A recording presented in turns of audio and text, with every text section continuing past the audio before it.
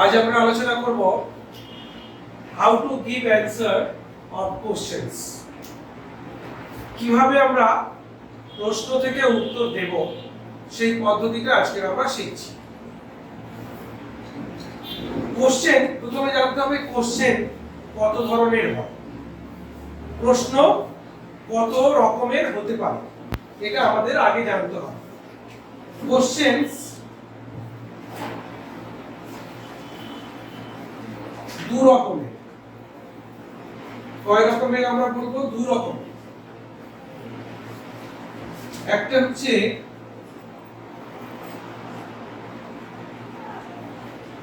With WH word, আরেকটা হচ্ছে without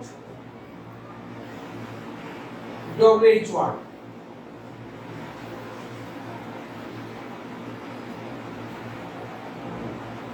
with WH word আর without WH word, অর্থাৎ WH word থাকবে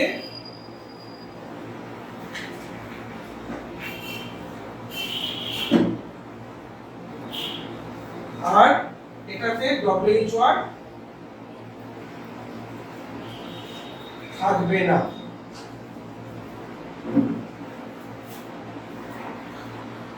WH word আছে এমন একটা কোশ্চেন করছি, what is your name.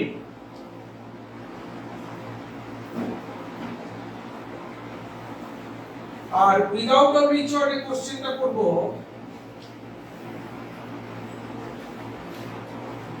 Do you know your name.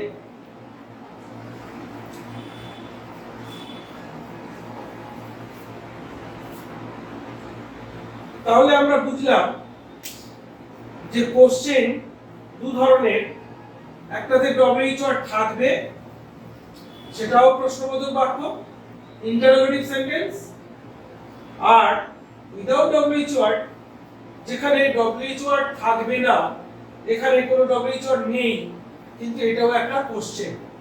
Do you know your name, তুমি কি তোমার নাম জানো, এটাও আমরা প্রশ্ন করছি। আর এখানে বলেছি হোয়াট ইজ ইওর নেম, তোমার নাম কি, এটাও কিন্তু কোশ্চেন করা হয়েছে।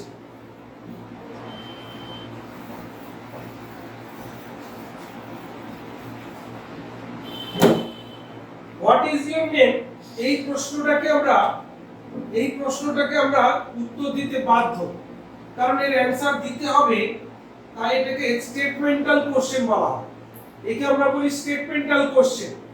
আর এখানে আমরা যেহেতু উত্তর দিতে আমাদের দেওয়া দরকার হয় না, সেই জন্য এটাকে আমরা ইয়েস অর নো কোশ্চেন বলি, কারণ এর অ্যানসার ইয়েস অর নো দিলেই হয়, তাই একে আমরা ইয়েস অর নো কোশ্চেন বলে রাখি। আর এটাকে আমরা বলি স্টেটমেন্টাল কোশ্চেন। আচ্ছা, এখানে তার মানে বোঝা গেল যে অ্যানসারটা দিতে হয়, স্টেটমেন্ট দিতে হয়, তাই আমরা এটাকে আমরা উইথ WH ওয়ার্ড কে আমরা বলছি স্টেটমেন্টাল কোশ্চেন। আর এখানে উত্তর দিতে হয় না, মানে উত্তর ইয়েস অর নো দিলেই চলে, কোনো আমরা মানে সেই অর্থে উত্তর পাই না, সেই কারণে একে আমরা বলবো উইদাউট WH ওয়ার্ড বা yes or no question.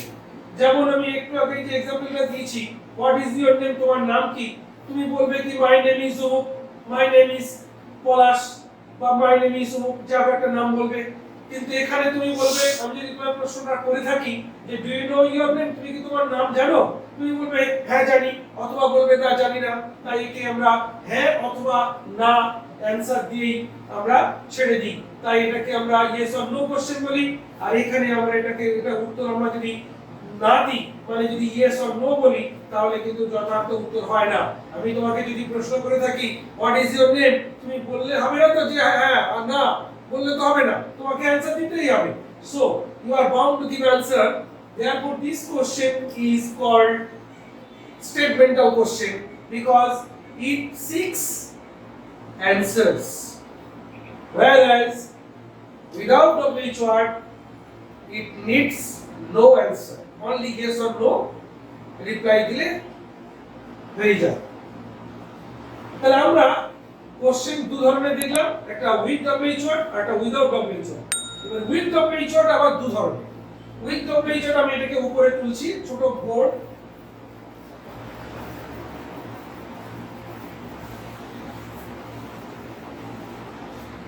With WH word আবার দু ধরনের।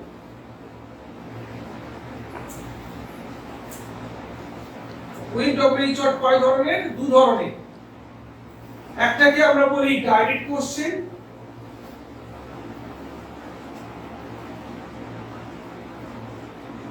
আর দু নম্বরকে বলি আমরা ইনডাইরেক্ট কোশ্চেন। ডাইরেক্ট কোশ্চেন আর ইনডাইরেক্ট কোশ্চেন। ডাইরেক্ট কোশ্চেন কিভাবে চিনব? How to identify direct question. Direct কোশ্চেনকে আমরা শনাক্ত করি কি করে? না, যে কোশ্চেনটাতে ডব্লিউএইচ ওয়ার্ডের উত্তর সাবজেক্ট নিজে, যে কোশ্চেনে ডব্লিউএইচ ওয়ার্ডের উত্তর সাবজেক্ট নিজে। আমি যদি প্রশ্নটা করি একটা যে who wrote Gitanjali, who wrote Gitanjali, কে গীতাঞ্জলি লিখেছিলেন, তাহলে আমরা এর অ্যানসার পাই রবীন্দ্রনাথ টেগোর রোড গীতাঞ্জলি। রবীন্দ্রনাথ টেগোর রোড গীতাঞ্জলি। তাহলে আমি ডাইরেক্ট কোশ্চেনটা কি বললাম? Who wrote Gitanjali. This is direct question. How to identify direct questions? We identify direct questions when the answer of the question is subject itself. যখন সাবজেক্ট নিজে, তখন আমরা সেটা ডাইরেক্ট কোশ্চেন বুঝবো। ডব্লিউএইচ এর উত্তর সাবজেক্ট নিজে। আমি এখানে অ্যানসার দেব কি? রবীন্দ্রনাথ টেগোর রোড গীতাঞ্জলি। রবীন্দ্রনাথ টেগোর গীতাঞ্জলি লিখেছিলেন, উই নো, আমরা জানি। তাহলে এখানে রোডটা ভাগ। আমি তোমাদের সেন্টেন্সের আলোচনার সময় বলেছিলাম যে ওয়ার্ড দিয়ে কিছু করা বোঝাচ্ছে তাকে ভার্ব বলে, সেটা ভার্বেও আমি বলেছি। আর এই ভার্বকে প্রশ্ন করো কে বা কারা দিয়ে, যে উত্তর পাবে সেটা সাবজেক্ট। ভার্বকে আবার তুমি প্রশ্ন করো কি বা কাকে দিয়ে, যে উত্তর হবে সেটা অবজেক্ট। এখানে সাবজেক্ট ভার্ব অবজেক্ট আছে, আর কি নেই, রিমেইনিং পার্ট কিছু নেই। তাহলে এই ভার্বকে প্রশ্ন করে যে উত্তর পেয়েছে সেটা সাবজেক্ট। সাবজেক্টটা কোথায় বসেছে? ভার্বের আগে। ভার্বের আগে তাহলে এখানে কি আছে? WH word. এই ডব্লিউএইচ ওয়ার্ডের উত্তরটা আমাদের কাছে সাবজেক্ট নিজে। যখনই ডব্লিউএইচ ওয়ার্ডের উত্তর সাবজেক্ট নিজে হবে তখন সেটা অবশ্যই ডাইরেক্ট কোশ্চেন। ডাইরেক্ট কোশ্চেন তাহলে আমরা বুঝলাম। তাহলে বন্ধুরা, তোমরা এই যে প্রশ্ন থেকে কিভাবে উত্তর লিখতে হয় যে পদ্ধতি আজকে শিখছো, আশা করি তোমাদের ভালো লাগবে। তোমরা তোমাদের বন্ধু বান্ধবদেরকে বলবে সাবস্ক্রাইব করার জন্য। আমাদের চ্যানেলটা সাবস্ক্রাইব করে রাখো। আর যদি ভালো লাগে শেয়ার করো, কমেন্ট করো, আর মাঝে মাঝে এটাকে দেখতে থাকবে। যেটা অসুবিধা হবে বুঝতে, সেন্টেন্স আলোচনার সময় আমি ফোন নম্বর দিয়েছিলাম, ফোন করে জিজ্ঞাসা করে নিতে পারবে, অসুবিধা নেই। তো যাই হোক, আমরা ডাইরেক্ট কোশ্চেনটা শিখলাম। ইনডাইরেক্ট কোশ্চেনটা আমরা কিভাবে শিখবো সেটা দেখো, কিভাবে চিনব। ইনডাইরেক্ট কোশ্চেনের ক্ষেত্রে ডব্লিউএইচ এর উত্তর সাবজেক্ট নিজে হবে না। সাবজেক্ট না হয়ে অন্য কিছু হবে ইনডাইরেক্ট কোশ্চেনের উত্তরটা। ইনডাইরেক্ট কোশ্চেন তাহলে আমরা চিনব কি করে? যখন দেখব যে মানে ডব্লিউএইচ এর উত্তরটা সাবজেক্ট নিজে হচ্ছে না, অন্য কেউ, তখন সেটা হবে ইনডাইরেক্ট কোশ্চেন। তাহলে আমি একটা প্রশ্ন করছি, when did he come here? সে কখন এখানে এসেছিল? অথবা আমি ওই কোশ্চেনটা যদি করতাম, what did Rabindranath Tagore write? Rabindranath ঠাকুর কি লিখেছিলেন? এখানে আমি প্রশ্নটা করলাম, সাবজেক্ট কে? রবীন্দ্রনাথ ঠাকুর, রবীন্দ্রনাথ টেগোর। কি লিখেছিলেন? তার উত্তর গীতাঞ্জলি। গীতাঞ্জলিতে তো আমরা আগে বাক্যে দেখেছিলাম যে সেখানে গীতাঞ্জলিটা ছিল অবজেক্ট, সাবজেক্ট রবীন্দ্রনাথ টেগোর। তাই এখানে ডব্লিউএইচ এর উত্তর সাবজেক্ট হচ্ছে না, অন্য কিছু হচ্ছে। এখানেও তাই, এখানে একটা সময়বাচক উত্তর চাওয়া হয়েছে, কখন, সেখানে কিন্তু সাবজেক্ট হচ্ছে এটা ই, এখানকার সাবজেক্ট হচ্ছে রবীন্দ্রনাথ টেগোর। তা ডব্লিউএইচআর এর উত্তর সাবজেক্ট তো হচ্ছে না, ডব্লিউএইচআর এর উত্তর তো সাবজেক্ট হচ্ছে না, তাই এগুলো ইনডাইরেক্ট কোশ্চেন। আর ডাইরেক্ট কোশ্চেনের ক্ষেত্রে তাহলে আমি বললাম যে ডব্লিউএইচআর এর উত্তর যদি সাবজেক্ট নিচে হয় তখন সেটাকে আমরা আইডেন্টিফাই করব ডাইরেক্ট কোশ্চেন হিসেবে। তো এই কোশ্চেন যেগুলো আমরা দেখলাম ডাইরেক্ট কোশ্চেন বা ইনডাইরেক্ট কোশ্চেন বা উইদাউট ডব্লিউএইচআর দেখলাম যেটা ইয়েস আর নো, সেইগুলোর উত্তর কিভাবে দিতে হয় সেটাই আমাদের আজকের আলোচ্য বিষয়। এগুলো তো দেখলাম যে প্রশ্ন কিভাবে তার স্ট্রাকচার, প্রশ্নের স্ট্রাকচার দেখলাম, কোশ্চেন কিভাবে তৈরি হচ্ছে সেটা দেখলাম, কিন্তু how to give answers from the questions. তাহলে আমরা এবার কোশ্চেনের অ্যান্সার কিভাবে দিতে হয় সেটা শিখি। প্রথমে আমি বলি যে ডাইরেক্ট কোশ্চেন থেকে কিভাবে উত্তর লিখব। ডাইরেক্ট কোশ্চেন থেকে উত্তর লেখার পদ্ধতি হচ্ছে উত্তরটা শুধুমাত্র সাবজেক্টের স্থানে বসিয়ে দিলেই চলে।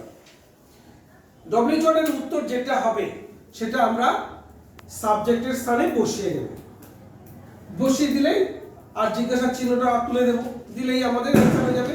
তবে মাথায় রাখতে হবে যদি কোনো ওখানে ফার্স্ট পারসনের প্রোনাউন থাকে তাহলে সেটা সেকেন্ড পারসনে অ্যান্সার দিতে হয়, আর সেকেন্ড পারসনের প্রোনাউন থাকলে ফার্স্ট পারসনে দিতে হয়। কি বললাম? ফার্স্ট পারসনে যদি প্রশ্নের মধ্যে যদি ফার্স্ট পারসন থেকে থাকে তাহলে আমরা সেকেন্ড পারসনে অ্যান্সার দেব, আর যদি সেকেন্ড পারসনে থাকে কোশ্চেনের মধ্যে কোনো ওয়ার্ড সেকেন্ড পারসন থাকে তাহলে আমরা উত্তর দেওয়ার সময় ফার্স্ট পারসনে দেব। কিন্তু যদি থার্ড পারসন থাকে আমরা কোনো চেঞ্জ করব না, থার্ড পারসনেই থাকবে। যেমন एग्जांपल আমি দিচ্ছি, হোয়াট ইজ না what brought you here, what brought you here. তাহলে তুমি প্রশ্নটা শুনলে যে কি তোমাকে এখানে এনেছিল, what brought you here, WHR what, এর পরেই দেখো ভার্ব, মেন ভার্ব।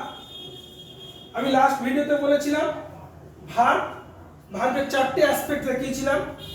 প্রথম অ্যাসপেক্টে আমি দিয়েছিলাম ফাইনাইট ভার্ব, নন ফাইনাইট, তারপরের অ্যাসপেক্টে দিয়েছিলাম প্রিন্সিপাল ভার্ব আর অক্সিলারি ভার্ব। এখানে এটাই হচ্ছে মেন ভার্ব বা প্রিন্সিপাল ভার্ব, এখানে কোনো অক্সিলারি নেই। এই যে ভার্বটা আছে, এই মেন ভার্বটা, এখানে কোনো অক্সিলারি নেই, এইটাই কিন্তু মেন ভার্ব, ঠিক আছে? তো এখানে ডব্লিউএইচআর রয়েছে, তারপরে রয়েছে ভার্ব মানে মেন ভার্বটা রয়েছে, তারপরে আছে এখানে কিন্তু অবজেক্ট, এটা কিন্তু সাবজেক্ট না। কেন নয়? প্রশ্ন করলেই পাওয়া যাবে ভার্বকে, কি বা কাকে দিয়ে। কি এনেছিল, কাকে এনেছিল, কি কাকে এনেছিল, কি বা কাকে দিয়ে প্রশ্ন করলে আমরা অবজেক্ট পাই, তাহলে ইউটা এখানে অবজেক্ট, আর সাবজেক্ট এখানে কিন্তু অ্যাকচুয়ালি ডব্লিউএইচআরটা নিজেই, কারণ এখানেই আমাদের অ্যানসারটা লিখতে হবে। তাহলে হোয়াট ব্রট ইউ হিয়ার, কি তোমাকে এখানে এনেছিল, আমরা যদি উত্তর দিই বলবো কি টকিং ব্রট, এর অ্যানসার কি হবে talking ব্রট me here, talking ব্রট me here. কি আমাকে এখানে এনেছিল না টকিং এনেছিল, কথা বলা। আমরা যে অতিরিক্ত কথা বলি এটা আমাদের অনেক সময় বিপদের কারণ। এই বিষয়ে একটা গল্প আছে ছোট্ট বন্ধুরা, আমি তোমাদেরকে পরে গল্পটা শোনাবো। এখন আপাতত আমি তোমাদের যে উদ্দেশ্যে এটা আলোচনা করছি সেটা শুনে নাও। এখানে দেখো সেকেন্ড পারসনে একটা কোশ্চেন আছে, এই কোশ্চেনটার মধ্যে সেকেন্ড পারসন আছে ইউ। কি এনেছিল তোমাকে, আমি উত্তর দিলাম কি টকিং ব্রট মি, ফার্স্ট পারসনে উত্তর দিলাম। তাহলে সেকেন্ড পারসনে যদি প্রশ্ন করা হয় উত্তর লিখি আমরা ফার্স্ট পারসনে, আবার ফার্স্ট পারসন যদি থাকতো আমরা সেকেন্ড পারসনে দেবো। কিন্তু থার্ড পারসন যদি থাকে, থার্ড পারসন হি সি দে হিম হার দেয়ার, ওগুলো থার্ড পারসনেই তখন আমাদের রাখতে হবে।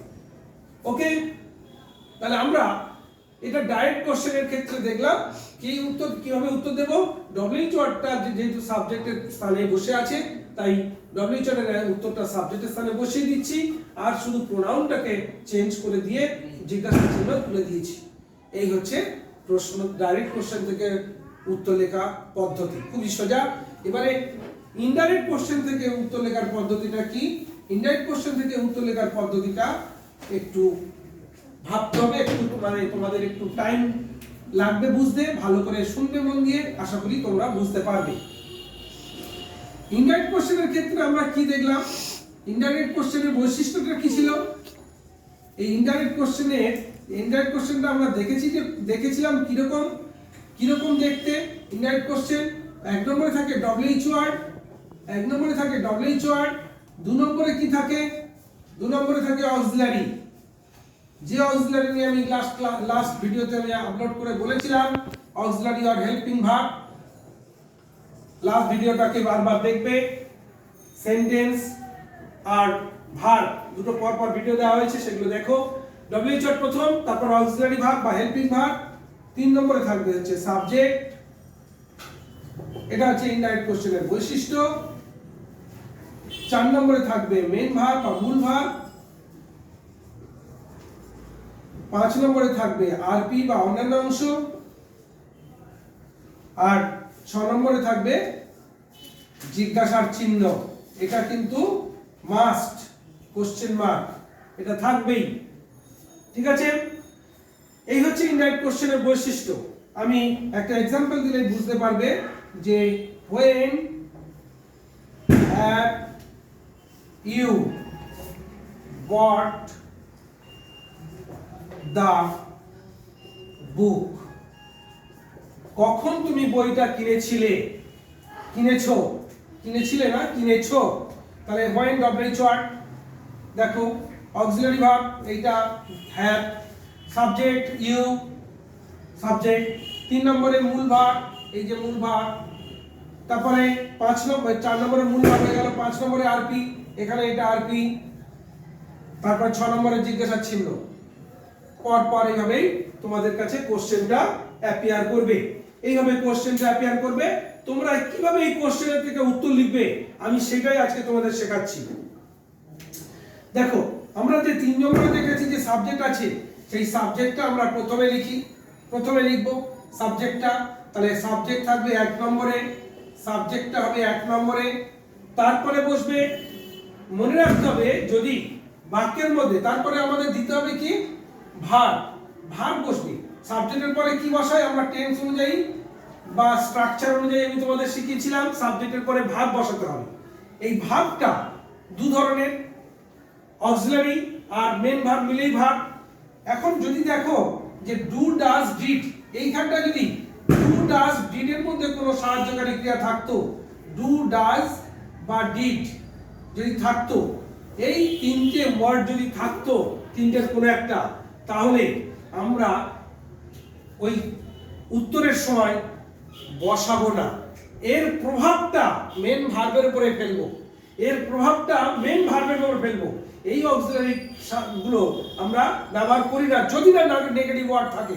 এখানে যদি নেগেটিভ ওয়ার্ড থাকতো, নট বা কিছু থাকতো, তখন আমরা অক্সিলারি প্রয়োজন পড়তো, তখন আমরা নিতাম, ব্যবহার করতাম। কিন্তু যেহেতু এখানে ডু ডাজ ডিড এর মধ্যে কোনোটা নেই, তাই টেন্স অনুযায়ী এটা তো প্রেজেন্ট পারফেক্ট টেন্স, তাই আমাদের ওই হ্যাভ সাহায্যকারী ক্রিয়াটা দিয়ে মেন ভার্বটা দিতে হবে। অর্থাৎ যদি আমরা দেখি যে এরকম একটা কোশ্চেন আছে, ভালো করে আমি एग्जांपल দিচ্ছি তাহলে বুঝতে সুবিধা হবে। আমি একটা প্রশ্ন বললাম যে হোয়াট ডু ইউ ওয়ান্ট, তুমি কি চাও। এই বাক্যটার দিকে তাকিয়ে দেখো, এই কোশ্চেনটার দিকে, যে ওখানে ডু আছে। আমি যখন অ্যানসার লিখবো তাহলে তুমি কি চাও, সেকেন্ড পারসন, আমি উত্তর লিখবো বলেছিলাম ফার্স্ট পারসনে। প্রথমে বলেছিলাম যে এই প্রোনাউনগুলো চেঞ্জ হয়, থার্ড পারসন থাকলে কোনো চেঞ্জ হতো না, তাহলে আই। তারপর আমি লিখছি কি ভার্বটা ওয়ান। যেহেতু এখানে ডু ডাজ ডিড এর মধ্যে একটা ডু আছে, তাই এই সাহায্যকারী ক্রিয়াটা এখানে টেন্স অনুযায়ী প্রয়োজন নেই বলে আমরা বসাইনি। এখানে যদি এরকম থাকতো, মানে আই ওয়ান্ট, আমি চাই, কি চাই, এবার অ্যানসারটা দিয়ে দিলাম, হোয়াট এর যেটা উত্তর হবে সেটা এখানে লিখে দিলাম। ঠিক আছে, এবার যদি কোশ্চেনটা এরকম হতো,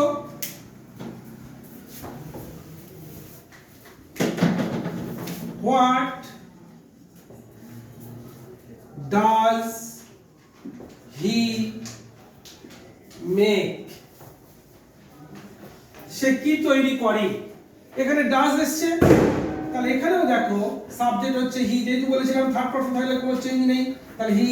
এই ডাজ আছে, এটাও কিন্তু ডু ডাজ ডিড এর মধ্যে ডাজ, তাই এই সাহায্যকারী ক্রিয়াটা এখানে প্রয়োজন নেই। যদি এখানে কোনো নেগেটিভ ওয়ার্ড থাকতো, আমি সেটাও এক্সাম্পল দিচ্ছি, দিলে বুঝতে পারবে। তাহলে এখানে ডাজ এই সাহায্যকারী ক্রিয়াটা আমাদের রয়েছে, তাই এই সাহায্যকারী ক্রিয়া টেন্স অনুযায়ী আমরা উত্তরের সময় ব্যবহার করি না, তাই এর প্রভাবটা মেন ভার্বের উপর পড়বে। এটা যেহেতু subject third person singular number, তাই এটা ভার্বটা হবে মেক্স। তাহলে এটাও বসছে না, এটাও বসছে না। এরপরে আমরা অ্যানসারটা দেব 3 নম্বর। 3 নম্বরে আমি আরো একটা কোশ্চেন করি, হোয়াট ডিড ইউ ওয়ান্ট, তুমি কি চেয়েছিলে। আমি ডেট দিলাম,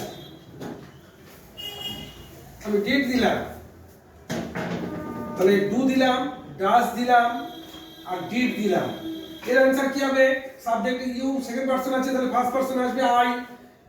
ওয়ান্টটা তখন হবে ওয়ান্টেড, কারণ ডিড আছে। এই সাহায্যকারী ক্রিয়া ব্যবহার হচ্ছে না, কিন্তু এর প্রভাবটা ভার্বের উপর পড়ছে, কারণ এটা পাস্ট ইনডিফিনিট টেন্সে আছে, বোঝা যাচ্ছে। ডু ডাজ ডিড এর দেখো ডিডটা আছে ডু এর পাস্ট ফর্ম, তাই আমরা এখানে বুঝলাম যে পাস্ট ইনডিফিনিট টেন্স, তাই ভার্বটা পাস্ট ইনডিফিনিট টেন্স। এই ক্ষেত্রে আমরা ভার্বের পাস্ট ফর্ম বসে, তাই এখানে এই ভার্বটা ওয়ান্টটা হয়ে গেল ওয়ান্টেড, এই ডিডটা ব্যবহার করা হয়নি, কিন্তু এর উপর এর প্রভাবটা মেন ভার্বের উপর পড়লো। যেমন এর প্রভাবটা মেন ভার্বের উপর পড়েছে, মেকটা মেক্স হয়ে গেছে। এখানে ডুটা এখানে এর উপরে প্রভাব পড়েছে, কিন্তু বুঝতে পারছো না যে প্রভাব পড়েছে কিনা, যেহেতু এটা কোনো ডাজ বা এটা ডিড নেই, তাই বুঝতে পারছো না। কিন্তু এটা যেহেতু প্রেজেন্ট ফর্ম, তাই এখানে ভার্বের প্রেজেন্ট ফর্ম বসেছে। তাহলে আমরা এটা বুঝলাম যে ডু ডাজ ডিড থাকলে এইগুলো কিন্তু উত্তর লেখার সময় ব্যবহার করি না, যদি না নাবাচক ওয়ার্ড থাকে। নাবাচক ওয়ার্ড থাকলে তখন কিন্তু ব্যবহার করতে হতো, ঠিক আছে। তাহলে এখানে যদি এরকম প্রশ্ন করতো, হোয়াট ডিডন্ট ইউ ওয়ান্ট, তুমি কি চাওনি প্রশ্ন করলো, তখন তুমি ওয়ান্ট এই নটটা তুমি ইউজ করবে, কারণ এখানে তোমার নেগেটিভ ওয়ার্ড নটটা ব্যবহার করতে হবে, তাই তোমরা ডিডটা ইউজ করবে। Did not want, I did not want, আমি চাইনি, কি চাইনি। এবারে অ্যানসার এটা যাও একটা হতে পারে, সেটা ইট ডাজন্ট ম্যাটার। তাহলে আমরা অ্যানসারটা কি দিচ্ছি, যদি নেগেটিভ ওয়ার্ড থাকতো তাহলে আমরা ব্যবহার করছি, যেহেতু নেগেটিভ ওয়ার্ড, তাই নেগেটিভ ওয়ার্ড আমরা শুধু বসাতে পারি না অক্সিলারি সাহায্য ছাড়া, তাই অক্সিলারি ভার্বটা এখানে বসছে। কিন্তু যদি নটটা যদি না থাকতো, তাহলে এই ভার্বটার প্রভাবটা মেন ভার্বের উপর পড়তো, মানে এটা ওয়ান্টেড হতো। আই ওয়ান্টেড, এবার যা চেয়েছিলাম সেটার অ্যানসার, ঠিক আছে। এই হচ্ছে ডু ডাজ ডিড এর মেইন ফ্যাক্টর। এবারে আমরা যদি ডু ডাজ ডিড ছাড়া অন্য কোনো অক্সিলারি দেখি বাক্যের মধ্যে, তার উত্তরটা আমরা কি দেব? ডু ডাজ ডিড ছাড়া যদি এরকম প্রশ্ন করা হয়, what have you done today for dinner, ডিনারের জন্য আজ কি করেছো। এই যে প্রশ্নটা করলাম, কি মানে কি তৈরি করেছো, হোয়াট হ্যাভ ইউ ডান বা মেড, যা একটা করা যেতে পারে টুডে ফর ডিনার। এখানে যেহেতু ডু ডাজ ডিড এই অক্সিলারি নেই, তাই অ্যানসার লেখার সময় এটা কিন্তু ব্যবহার করতে হবে সাবজেক্ট অনুযায়ী। ইউ তুমিটা উত্তরে আমি যে বলেছিলাম সেকেন্ড পারসন, তাহলে ফার্স্ট পারসন উত্তর দিতে হবে। তুমি কি বানিয়েছো বা কি করেছো, তুমি বলবে আমি করেছি। আই হ্যাভ কি করেছি, আই হ্যাভ ডান বা মেড বানিয়েছি, কি বানিয়েছি, যা বানিয়েছি এখানে দিয়ে অ্যানসারটা দিতে হবে। তার মানে এই অক্সিলারিটা ব্যবহার করা হয়েছে, তাই না? এখানে এই অক্সিলারিটা আমরা ব্যবহার করেছি, ক্লিয়ার। কিন্তু ডু ডাজ ডিড যখন ব্যবহার করা ছিল কোশ্চেনে, আমরা কিন্তু ব্যবহার করিনি, যেহেতু এখানে নেগেটিভ ওয়ার্ড যদি থাকতো তাহলে নেগেটিভ ওয়ার্ডের জন্য আমরা অক্সিলারিটা ব্যবহার করতাম। তাহলে এই গেল আমাদের প্রশ্ন থেকে উত্তর লেখার পদ্ধতি। এখানে আমি যেটা বলতে চেয়েছিলাম যে প্রথমে সাবজেক্ট বসাচ্ছ, 3 নম্বরের সাবজেক্টটা প্রথমে বসছে, 3 নম্বরের সাবজেক্টটা প্রথমে বসছে, তারপরে আমরা বসাবো কি ভার্ব বসাবো, এটা সাবজেক্ট, তারপরে 2 নম্বরে আসবে ভার্ব। এই ভার্বটা বসবে কিন্তু অক্সিলিয়ারি মানে 2 নম্বর প্লাস 4 নম্বর, 2 নম্বর প্লাস 4 নম্বর 2 নম্বর প্লাস 4 নম্বর মিলিয়ে বসছে ভার্বটা। 2 নম্বর প্লাস 4 নম্বর মিলিয়ে ভার্বটা আমি যেটা নিয়ে এক্ষুনি আলোচনা করলাম, 2 নম্বর প্লাস 4 নম্বর। আমি আর একবার একটুখানি দেখিয়ে দিই 2 নম্বর 4 নম্বরে কারা কারা আছে। ইনডাইরেক্ট কোশ্চেনের বৈশিষ্ট্য অনুযায়ী প্রথমে ডব্লিউএইচ ওয়ার্ড, তারপরে বলেছিলাম অক্সিলারি বা হেল্পিং, এটা তোমরা নিশ্চয়ই কপি করেছিলে, অক্সিলারি অথবা হেল্পিং, হেল্পিং ভার্ব। 3 নম্বরে হচ্ছে সাবজেক্ট, 4 নম্বরে হচ্ছে মেন ভার্ব, আর 5 নম্বরে হচ্ছে আরপি যদি কিছু থাকে অন্যান্য অংশ, 6 নম্বরে জিজ্ঞাসার চিহ্ন। ঠিক আছে, তাহলে আমরা এই যে পরপর 6টা আমরা দেখলাম যে এই সিরিয়ালি এইভাবে সাজানো থাকে ইনডাইরেক্ট কোশ্চেন। হ্যাঁ, সেক্ষেত্রে ডব্লিউএইচ ওয়ার্ডের উত্তর যেহেতু আমরা দেব, তাই প্রথমে 3 নম্বরের সাবজেক্টটা প্রথমে বসছে, তারপরে দেখো 2 নম্বর এবং 4 নম্বর মিলেই তো ভার্ব, অক্সিলারি ভার্ব আর হচ্ছে মেন ভার্ব। ঠিক আছে, এটা অক্সিলারি বা হেল্পিং ভার্ব আর এটা হচ্ছে মেন ভার্ব, এই দুটো মিলেই তো ভার্ব, এই জন্য 2 আর 4 দিয়েছি। এটা মিলে ভার্বটা এখানে কিভাবে বসবে আমি সেটা আগেই বলে দিয়েছি যে ডু ডাজ ডিড থাকলে ব্যবহার করবে না, অন্য কোনো সাহায্যকারী ক্রিয়া থাকলে সেটা সাবজেক্টের পরে বসিয়ে সাবজেক্ট অনুযায়ী বসাবে, বসিয়ে তারপরে মেন ভার্বটা বসাচ্ছ। আর তারপরে 3 নম্বরে কে আসবে, আরপি। আরপিটা কত আছে, 5-এর আরপিটা এবার বসছে। তারপরে আমরা অ্যানসারটা, যে অ্যানসারটা আমাদের হওয়া উচিত ডব্লিউএইচ ওয়ার্ডের, সেই অ্যানসারটা আমরা গুছিয়ে লিখব। সেই অ্যানসারটা আমরা গুছিয়ে লিখব, গুছিয়ে লিখে জিজ্ঞাসার চিহ্নটা তুলে দেব। ঠিক আছে, এইভাবে আমরা কিন্তু ইনডাইরেক্ট কোশ্চেনের উত্তর দেব। তাহলে ইনডাইরেক্ট কোশ্চেনের কিভাবে উত্তর দিচ্ছি, 3 নম্বরের যে সাবজেক্টটা সেটা প্রথমে লিখছি, তারপরে 2 আর 4 মিলে যে ভার্বটা অক্সিলারি আর মেন ভার্ব মিলিয়ে সেটা আমরা 2 নম্বর স্থানে বসাচ্ছি, তারপরে আরপি যদি কিছু থেকে থাকে সেটা বসাচ্ছি, তারপরে ডব্লিউএইচ ওয়ার্ডের উত্তরটা এবার আমরা গুছিয়ে যেটা দরকার সেটা লিখে দেব। তবে এই ক্ষেত্রে মাথায় রাখতে হবে, যদি ওয়াই থাকে আমরা বিকজ দিয়ে উত্তরটা স্টার্ট করি, আর যদি দেখা যায় যে হাউ আছে তাহলে শুধু হাউ এর উত্তরটা আমরা বাই দিয়ে তারপরে আমরা অ্যানসারটা লিখি। এছাড়াও অন্যান্য যে সমস্ত ডব্লিউএইচ ওয়ার্ড আছে, হোয়ার, সেই হোয়ার মানে কোথায়, স্থানবাচক, সেটা আমরা উত্তরটা দিয়ে দিই স্থানবাচক উত্তর। আর যদি দেখো হোয়েন আছে সময়বাচক, সেটা আমরা সময়বাচকের উত্তর দিয়ে দেবো এরপরে। এইভাবে আমরা যে কোনো যে ডব্লিউএইচ ওয়ার্ডগুলো আছে সেই ডব্লিউএইচ ওয়ার্ডগুলো আমি দিয়ে দেবো পরের ক্লাসে। এই ডব্লিউএইচ ওয়ার্ডগুলোর উত্তর কিভাবে দিতে হয় সেগুলো তোমরা বের করতে পারবে, উত্তর তখন দিতে পারবে। ঠিক আছে ছোট্ট বন্ধুরা, আজকের এই পর্যন্ত থাক। আমরা এইভাবে এইটা বারবার তোমরা দেখবে। আর তোমরা যারা এখনো পর্যন্ত সাবস্ক্রাইব করোনি চ্যানেলটা, স্কলারডম চ্যানেলটা, তারা সাবস্ক্রাইব করে রাখবে। আর যদি ভালো লাগে শেয়ার করবে এবং নিজেরা মন্তব্য করবে ভালো লাগবে। ওকে।